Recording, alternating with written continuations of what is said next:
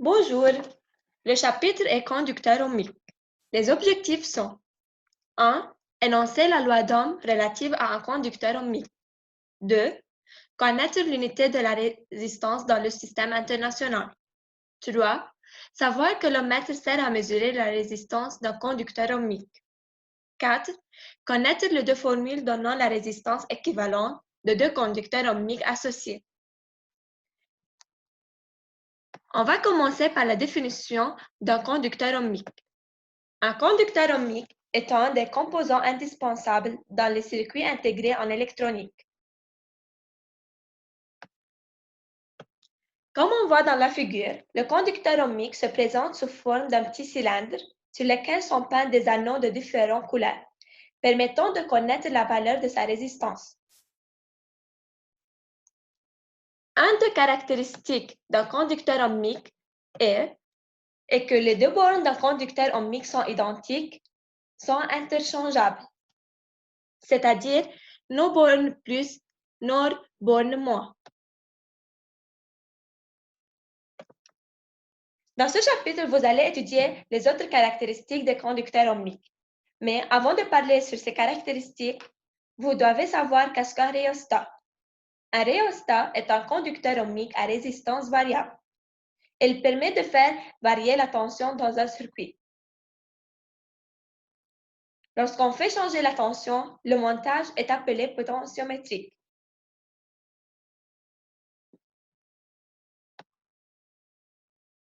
La figure ci-dessous présente un rhéostat.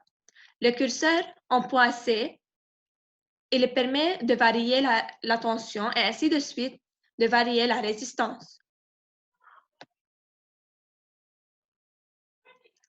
Pour mesurer la résistance d'un conducteur ohmique, on utilise un ohmètre. L'unité de la résistance dans le système international est l'ohm.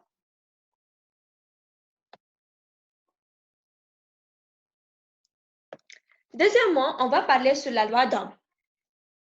La plus importante idée dans ce chapitre est de savoir loi d'Ohm. La loi d'Ohm décrit la relation entre la tension aux bornes d'un conducteur ohmique et l'intensité du courant qui le parcourt. U égale RI. U est exprimé en volts, I en ampères, R en ohm. Si on plotte U en fonction de I, comme on en voit dans la figure, on obtient une droite passant par l'origine. D'après la figure, on déduit que U sur I égale R égale constant. Dans le cas où on a la figure et on veut calculer R égale pointe égale U2 moins I1 sur I2 moins I1. C'est la loi d'Ohm. Faites attention pour les unités. Par exemple, 1 kilo-ohm égale 10 exposant 3 ohms. 1 méga-ohm égale 10 exposant 6 ohms.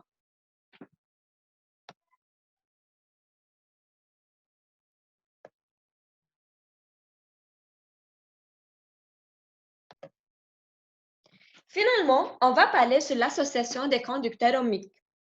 On a deux cas, en série et en parallèle. On a deux conducteurs ohmiques de résistance différents, R1 et RE, sont en série. On va calculer R équivalent. R équivalent égale R1 plus R2 lorsque les deux conducteurs ohmiques sont en série. Mais on va dériver cette formule. D'après la loi d'additivité des tensions en série, UAB égale UAC plus UCB. D'après la loi d'Ohm d'un conducteur ohmique, UAC égale R1 fois I. UBC égale R2 fois I. UAB égale RE fois I. On remplace chacun de ces formules dans UAB égale UAC plus UCB. RE fois I égale R1 fois I plus R2 fois I. I est constante d'après la loi d'unicité des intensités en série. Alors, RE fois I égale I facteur commun R1 plus R2. Donc, RE égale R1 plus R2.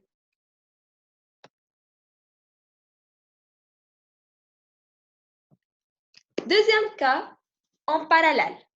On a des conducteurs ohmiques de deux résistances différentes en parallèle.